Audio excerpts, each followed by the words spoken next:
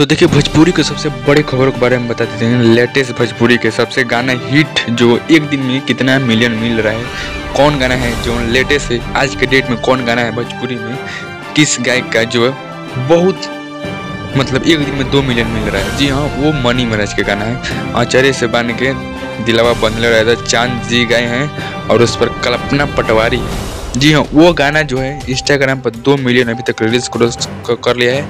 और जी हाँ, 22-23 million YouTube पर। और पावर स्टार पवन सिंह का एक और गाना है जो हिंदी सॉन्ग है, उस पर भी लेटेस्ट 2 मिलियन।